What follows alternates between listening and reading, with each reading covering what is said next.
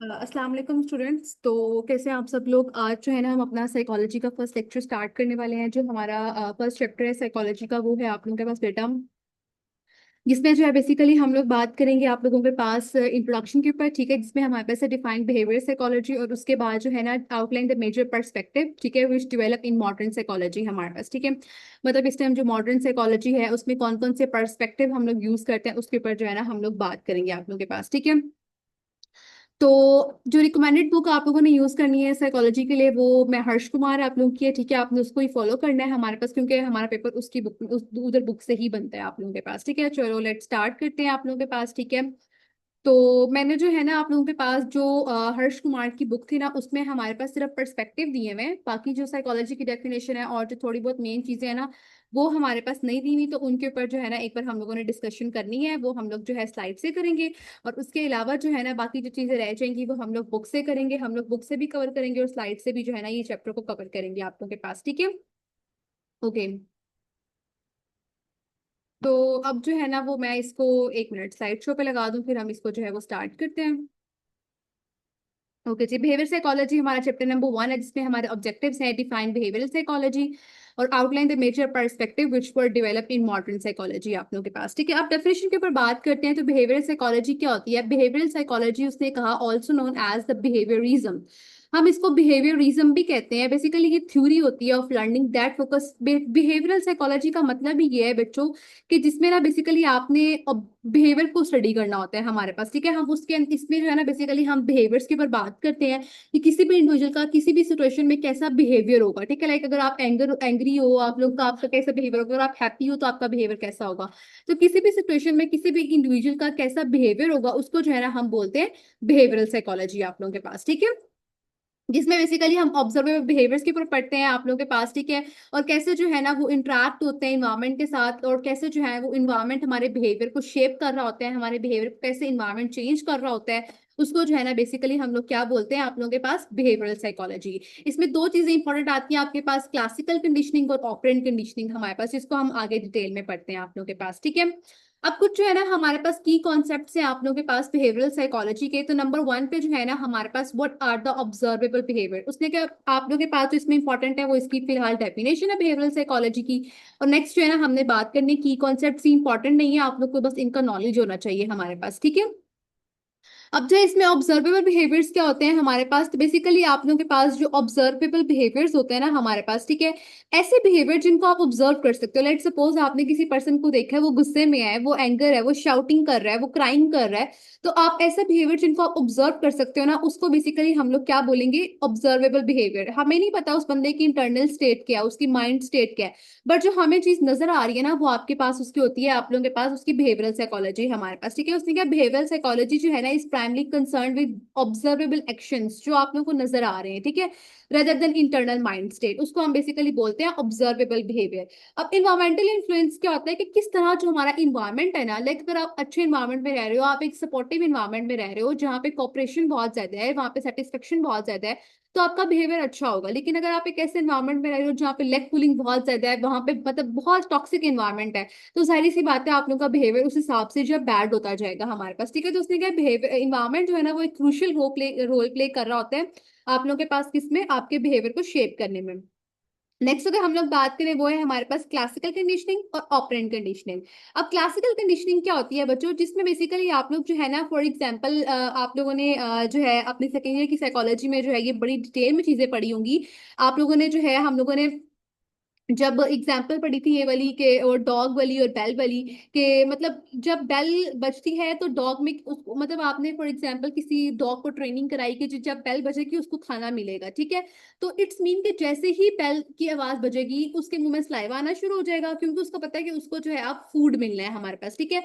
तो यहाँ पर जो है ना आप लोगों के पास जो उसका बिहेवियर प्रोड्यूस हो रहा है ना due to the ringing of bell, उसको जो है ना बेसिकली हम लोग बोलते हैं क्लासिकल कंडीशनिंग, ठीक है।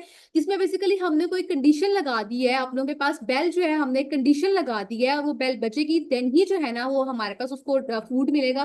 तो इसको जो है ना बेसिकली आप लोग बोलते हो क्लासिकल कंडीशनिंग। उसने कहा this involve learning to association, मतलब आपने एसोसिएट कर दिया ना, आपने बेल को फूड के साथ एसोसिएट कर दिया, ठीक है।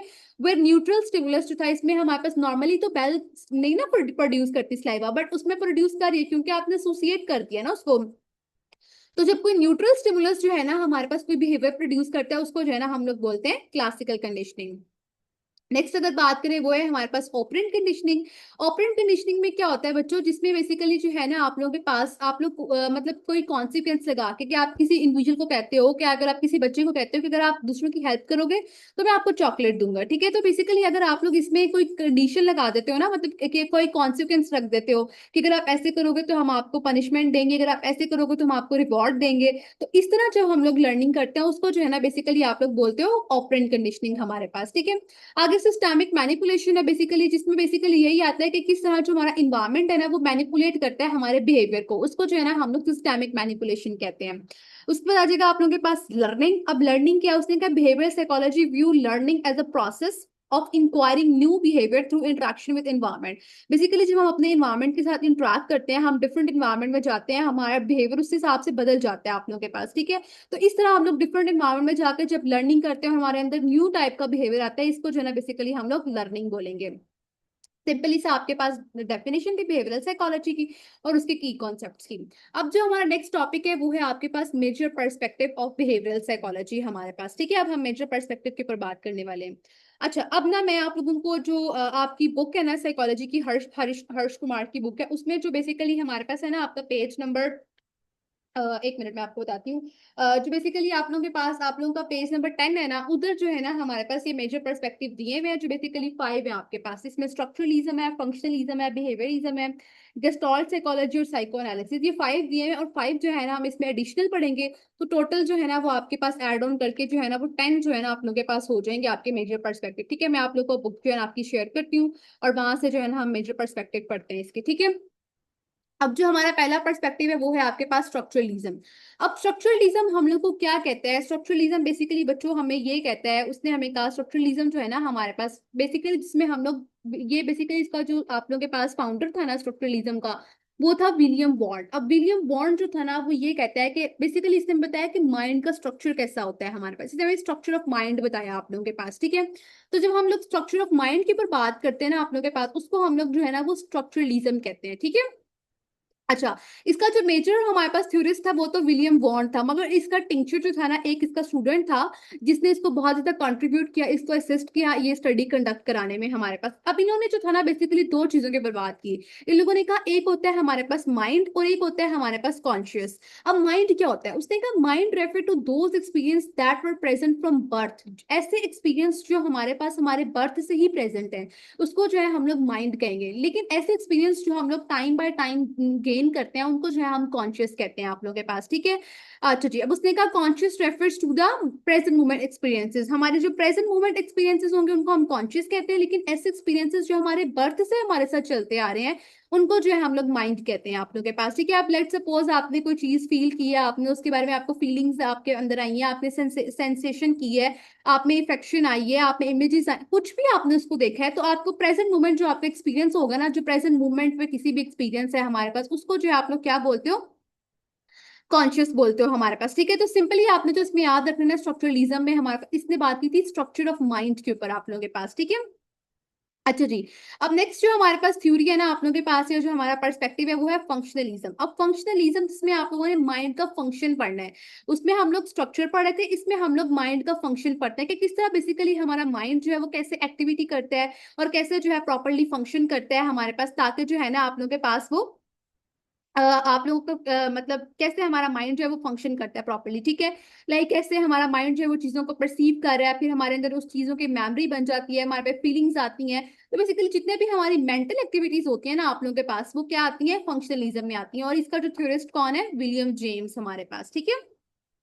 अच्छा जी, नेक्स्ट जो हमारा पर्सपेक्टिव है वो है आपके पास बिहेवियरिज्म। अब बिहेवियरिज्म हमें ये कहता है ऑब्जर्वेबल बिहेवियर्स हमारे कैसे होते हैं आप लोगों के पास, ठीक है। इसमें बेसिकली जो था ना आप लोगों के पास जो इसके अंदर दो चीजें आती हैं, एक आपके पास क्लासिकल कंडीशनिंग जो पैवलॉक ने दी थी और एक ऑपरेंट कंडीशनिंग जो बीएफ स्किनर ने दी थी हमारे पास। इसमें बेसिकली आप लोग ना उसने इन्होंने हमें कहा कि हम किसी भी इंडिविजुअल का जो बिहेवियर होता है ना उसको हम लोग लर्न कर सकते हैं डिफरेंट प्रिंसिपल्स और डिफरेंट थ्योरीज लगा के, जो है हम उसके बिहेवियर को लर्न कर सकते हैं। लेट्स सपोज हम क्लासिकल कंडीशनिंग से किसी का बिहेवियर पढ़ सकते हैं, हम ऑपरेंट कंडीशनिंग से भी पढ़ सकते हैं, जो मैंने पीछे आप लोगों को चीजें एक्सप्लेन कर दी है, ठीक है। तो बेसिकली बिहेवियरिज्म में हम लोग बिहेवियर को स्टडी करते हैं आप लोगों के पास, ठीक है। अच्छा जी। अब आगे आता है इसमें गेस्टॉल्ट साइकोलॉजी। अब गेस्टॉल्ट साइकोलॉजी जो था ना हमारे पास, ये आप लोगों के पास जो था वो हमारे पास किसने दिया था, आप लोगों के पास वेदरमेयर ने दिया था हमारे पास गेस्टॉल्ट साइकोलॉजी। और ये हमें ये कहता है कि आप लोग हमेशा चीजों को एज अ होल पढ़ो, मतलब चीजों को डिफरेंट पार्ट्स में डिवाइड करके ना पढ़ो। जाहिर सी बात है, अगर आप चीजों को डिफरेंट पार्ट्स में डिवाइड करके पढ़ोगे तो आप लोगों को प्रॉपर समझ नहीं आएगी, लेकिन आप किसी चीज को एज अ होल पढ़ोगे तो हमें उस चीज की ज्यादा अच्छी से जो है वो आप लोगों के पास समझ आती है। अब उसने कहा कि the basic idea that whole is important than its part rather than analyzing conscious experience और behavior in part। मतलब आपने किसी चीज को ऑब्जर्व करना है, आप उसको पार्ट्स में ऑब्जर्व ना करो, उसको आप एज अ होल अगर स्टडी करोगे तो वो ज्यादा इफेक्टिव होगी हमारे लिए। ठीक हो गया। तो सिंपली गेस्टॉल्ट साइकोलॉजी में आपने एज अ होल चीजों को जो है वो स्टडी करना है, हम ये कहते हैं। अब जो लास्ट हमारे पास जो पर्सपेक्टिव है जो हमें दिया था आप लोगों के पास सिगमंड फ्रॉड ने, इसने हमें ये कहा साइको एनालिसिस के ऊपर, उसने हमें बताया आप लोगों के पास। ठीक है। अब साइको एनालिसिस क्या होती है, साइको एनालिसिस में जो था ना बेसिकली बेटो तीन चीजें आती हैं इसमें, इड आता है, ईगो आता है, सुपर ईगो आता है। ये आपने सेकंड ईयर में भी पढ़ा होगा आप लोगों के पास। ठीक है। और ये इसका वेरी इंपॉर्टेंट क्वेश्चन भी है हमारे पास। वैसे तो वो मेजरली पर्सपेक्टिव ही पूछता है इस चैप्टर के, बट वो ये भी पूछ लेता है कभी कभार कि जो है ना मुझे मेजर पर्सपेक्टिव बताओ जो हमारे पास सिगमंड फ्रॉड ने दिए थे आप लोगों के पास। ठीक है। तो मेजर पर्सपेक्टिव जो सिगमंड फ्रॉड ने दिए थे आप लोगों के पास पर्सनैलिटी को लेके, वो थे id, ego and super ego हमारे पास। ठीक है। अच्छा। अब उसने ये कहा, इसने भी हमारे पास कहा कि माइंड की जो है ना वो तीन स्टेट्स होती हैं। कॉन्शियस जब आपको पता है कि आपके साथ क्या हो रहा है, सब कॉन्शियस आपको थोड़ा बहुत पता है, थोड़ा बहुत नहीं पता, और अनकॉन्शियस जब पर्सन को बिल्कुल भी नहीं पता कि उसके साथ क्या हो रहा है हमारे पास। ठीक है।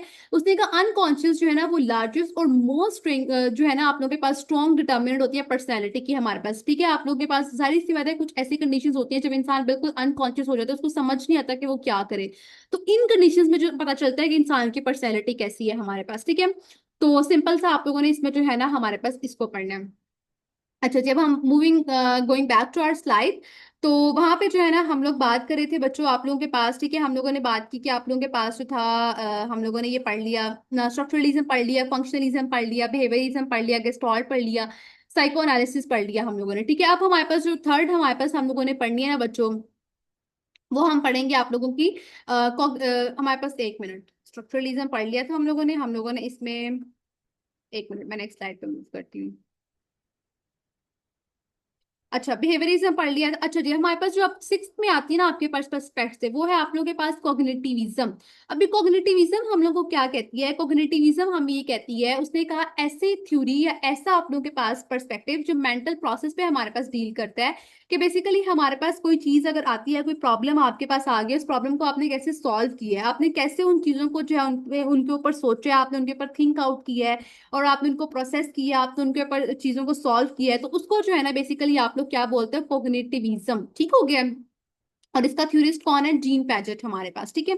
नेक्स्ट जो है वो कॉन्स्ट्रक्टिविज्म है। कॉन्स्ट्रक्टिविज्म में बेसिकली ये होता है how people construct meaning and knowledge through experience. Like आपने कोई भी चीज एक्सपीरियंस की है, अब वो चीज आपने जब एक्सपीरियंस किया है तो आपने कैसे उस चीज को कहा है कि जी अच्छा आपको वो चीज अच्छी लगी है, बुरी लगी है, तो जाहिर सी बात है आपने माइंड में कोई इमेज बना ली है ना उस चीज को लेके। तो इस बेसिकली चीज को जब हम अपने माइंड में कोई चीज को लेके, कोई एक्सपीरियंस को लेके इमेज क्रिएट करते हैं, कंस्ट्रक्ट करते हैं, इसको जो बेसिकली आप लोग क्या बोलते हो, कंस्ट्रक्टिविज्म। अब इसके की कॉन्सेप्ट क्या है कि हमारे पास सोशल कंस्ट्रक्टिविज्म है, लाइक आप किसी पर्सन से मिले हो, मिलने के बाद आपका एक्सपीरियंस कैसा रहा, या आपने सोशल कंस्ट्रक्टिविज्म में आ गया। पर्सनल कंस्ट्रक्टिविज्म जब आप लोग अपने से रिलेटेड कुछ चीजें ऑब्जर्व करते हो, उनके बारे में आप सोचते हो, वो हमारे पास पर्सनल में आ जाएगा। और कोग्निटिव डेवलपमेंट के बेसिकली जाहिर सी बात है, आप कुछ चीज सोचोगे तो वो आपकी कोग्निटिव डेवलपमेंट की तरफ भी आपको मूव करवाएगी। ठीक है। अच्छा जी। नेक्स्ट इसमें हमारे पास पर्सपेक्टिव है, वो है आपके पास बायोलॉजिकल पर्सपेक्टिव। अब बायोलॉजिकल पर्सपेक्टिव हमें क्या कहता है, बेसिकली वो हमें ये बताता है role of genetics and neuroscience in psychology in behaviour, के बेसिकली जेनेटिक्स का क्या रोल है हमारे पास बिहेवियर के अंदर आप लोग के पास, उसको जो है ना हम लोग बोलते हैं बायोलॉजिकल पर्सपेक्टिव। इसमें जो है आप लोगों के पास न्यूरो आ जाते हैं हमारे पास। ठीक है। हमारे ब्रेन के स्ट्रक्चर्स आ जाते हैं, जेनेटिक्स आ जाते हैं आप लोगों के पास। ठीक हो गया। और इसके जो थ्योरिस्ट है हमारे पास वो है चार्ल्स डेविन आप लोगों के पास। ठीक है। और मॉडर्न न्यूरो साइंटिस्ट जो भी हैं। नेक्स्ट के ऊपर बात करें तो वो है ह्यूमनिज्म। अब ह्यूमनिज्म ये कहती है कि किस तरह जो है ना कोई भी ह्यूमन इंडिविजुअल जो है वो ग्रो करता है, किस तरह कोई भी ह्यूमन इंडिविजुअल जो है उसमें सेल्फ अचीवमेंट आती है कि जो मैंने अपना ये काम कंप्लीट कर लिया है, फिर उसके अंदर जो है वो एक फुलफिलमेंट की जो है वो फीलिंग्स आती हैं। तो इसको बेसिकली जो है ना आप लोग बोलते हैं ह्यूमनिज्म। ठीक है। जिसमें बेसिकली ह्यूमन पोटेंशियल आता है कि किस तरह कोई इंडिविजुअल में पोटेंशियल होता है कि उसने ग्रो करना है, उसमें उसकी पर्सनल ग्रोथ आती है, उसकी सेल्फ एक्चुअलाइजेशन आती है। ठीक है, इसको जो है ना बेसिकली आप लोग क्या बोलते हो, ह्यूमनिज्म बोलते हो। ठीक है, इसमें जो बेसिकली हमारे पास जो थ्योरिस्ट है मेजर, वो है हमारे पास अब्राहम मैस्लो। अब्राहम मैस्लो हमें ये कहता है कि फर्स्ट ऑफ ऑल हम अपनी बिल्कुल लोअर ऑर्डर नीड से स्टार्ट करते हैं। ये आप लोगों ने सेकेंड ईयर में पढ़ा भी होगा। ठीक है, लोअर ऑर्डर नीड्स जो हमारी फिजिकल नीड्स होती हैं उनसे हम स्टार्ट करते हैं। मतलब हमारे पास हमारी बेसिक नीड ये है कि हमें खाना मिले, हमें फूड मिले, हमें शेल्टर मिले, हमें प्रॉपर स्लीप मिले, और बाद में जो है ना आहिस्ता आहिस्ता हम अपनी सबसे हाईएस्ट लेवल जो सेल्फ एक्चुअलाइजेशन होती है ना उसकी तरफ मूव आउट करते हैं आप लोगों के पास। ठीक है, अच्छा, अब लास्ट जो हमारे पास इसमें पर्सपेक्टिव है वो है आपके पास बिहेवियरिज्म। अब बिहेवियरिज्म हमें ये कहता है जो हमारे ऑब्जर्वेबल बिहेवियर्स होते हैं और कैसे वो हम इन्वायरमेंट उसको इफेक्ट कर रहा है, उसको जो बेसिकली हम लोग बोल देते हैं आप लोगों के पास अब बिहेवियरिज्म। और इसमें वही आप लोगों के पास आती है कंडीशनिंग, आती है रीइंफोर्समेंट, आती है पनिशमेंट वगैरह, और ये BF स्किनर ने और जीन वाटसन ने जो था आप लोगों के पास दी थी। ठीक है, तो बेसिकली ये हमारे पास जो है 10 पर्सपेक्टिव है और ये वेरी इंपॉर्टेंट है, इनको आपने अच्छे से याद करना है। ठीक है, अब तो इस चैप्टर का वेरी इंपॉर्टेंट क्वेश्चन जो बेसिकली बहुत बार पेपर में आ भी चुका हुआ है कि हमारे पास जो मेजर पर्सपेक्टिव है जो बेसिकली सिगमंड फ्रॉड ने पर्सनैलिटी के दिए थे वो कौन कौन से हैं आपके पास। ठीक है, तो बेसिकली नंबर 1 पे जो है वो इट है, और नंबर 2 पे जो है वो ईगो है, और नंबर 3 पे जो है वो सुपर ईगो है। वैसे तो मुझे आपको ये असाइनमेंट देनी चाहिए क्योंकि आप लोगों ने सेकेंड ईयर में इसको मुझे लगता है बहुत अच्छे से पढ़ा होगा। ठीक है, अब इट हमें क्या कहती है, इट हम लोगों को ये कहती है, इट बेसिकली जो है ना माइंड की अनकॉन्शियस स्टेट है। जब बिल्कुल फॉर एग्जांपल कोई बच्चा है, बच्चा रो रहा है, उसको आपने उसको भूख लगी है, आप उसको जो है वो उसको फूड दोगे, बच्चा चुप कर जाएगा। ऐसी नीड्स जो बिल्कुल अनकॉन्शियस होती हैं जिनके बारे में आपको नहीं पता और वो हमें इमीडिएट पूरी करनी होती है उन नीड्स को। ठीक है, वो जो है ना हमारे पास आप लोगों की ईड में आ जाती है। ये आपकी बेसिक नीड्स होती है किसी भी इंडिविजुअल की, जिनके बगैर किसी भी इंडिविजुअल का गुजारा नहीं है। लाइक आपका फूड के बगैर गुजारा नहीं है, आपका एयर के बगैर गुजारा नहीं है, आपका वाटर के बगैर गुजारा नहीं है। तो ऐसी नीड्स जो बिल्कुल हमारी बेसिक होती है ना बच्चों, वो हमारे पास जो है हमारी प्रिमिटिव होती हैं और हमारी बेसिक होती हैं, वो इड में आ जाती हैं आपके पास। ठीक है, इसमें हमें इमीडिएट उन नीड्स को पूरा करना होता है आप लोगों के पास, और ये हमारे उसने क्या ऑपरेट आउटसाइड द कॉन्शियस, और बिल्कुल ये हमारी चीजें हमारी कॉन्शियस अवेयरनेस में नहीं है, मतलब हम इनको कंट्रोल नहीं कर सकते आप लोगों के पास। ठीक है, नेक्स्ट ये हमारे पास आ जाता है आप लोगों के पास ईगो। अब ईगो हमें क्या कहता है, ईगो जो है ना आप लोगों के पास वो आती है इड और रियलिटी के बीच में आता है। यहाँ पे तो आपके पास रियलिटी का कोई चक्कर ही नहीं है ना, आपने रियलिटी को कंसिडर ही नहीं किया। आपने कहा जी मुझे ये नीड पूरी करनी है तो करनी है, मुझे भूख लगी है, मुझे खाना चाहिए तो चाहिए आप लोगों के पास। ठीक हो गया, अब इसमें रियलिटी थोड़ी बहुत आ जाती है ईगो में आप लोगों के पास। ठीक है, और इसमें कॉन्शियस और अनकॉन्शियस दोनों माइंड की स्टेट आ जाती है हमारे पास। ठीक हो गया, तो ईगो जो है ना बेसिकली हमारे पास जो है रियलिस्टिक होती है, जिसमें हम चीजों को जो है थोड़ा रियलिस्टिक होकर सोचते हैं, हम उनकी कॉन्सिक्वेंसेस भी देखते हैं चीजों के आप लोग के। ठीक है, और लास्ट पे जो है ना हमारे पास आता है आपका सुपर ईगो। अब सुपर ईगो जो है ना बेसिकली इसमें हम लोग अपने मॉरल प्रिंसिपल्स को देखते हैं। हम हर चीज जो है बड़े, ये नहीं कि कोई भी चीज आ गई उसको फौरन से बस सॉल्व करने का करना है, नहीं, हम प्रॉपर मॉरल प्रिंसिपल्स को देखते हैं आप लोगों के पास। ठीक है, और प्रॉपर हम देखते हैं कि राइट क्या चीज है, रॉन्ग क्या चीज है, अगर हम ये करेंगे तो उसका ये कॉन्सिक्वेंस आ सकता है आपके पास। ठीक है, तो इसमें बेसिकली ये भी जो है ना इसमें कॉन्शियस और अनकॉन्शियस माइंड की स्टेट्स आती हैं आप लोगों के पास, और परफेक्शन जो है ना हमारी चीज के अंदर लेके आता है, इसमें हमारे मोरल बिहेवियर्स आते हैं आपके पास। ठीक है, तो बेसिकली जो है ना हमारे पास ये तीनों जो है वो पर्सनैलिटी की कंपोनेंट्स हैं जो हमारे पास जो सिगमंड फ्रॉड ने दिए थे आप लोगों के पास, it, ego and super ego. ठीक है, और वैसे हम लोगों ने ये भी कर लिया, अगर आप लोग अपने सेकेंड ईयर वाले करना चाहो तो आप लोग वो भी कर सकते हो, क्योंकि ये बेसिकली इनका मेजर जो कॉन्सेप्ट है वो सेम ही है हमारे पास। ठीक है, तो आज का हमारा बिल्कुल जो लेक्चर 1 था, यूनिट नंबर 1 था, वो यही था। इसको हमने बुक से भी कवर कर लिया और हमने जो इसको स्लाइड से भी कवर कर लिया। आप किसी का कोई भी क्वेश्चन हो बच्चों आप मेरे से ग्रुप में पूछ लीजिएगा। ओके जी, अल्लाह हाफिज।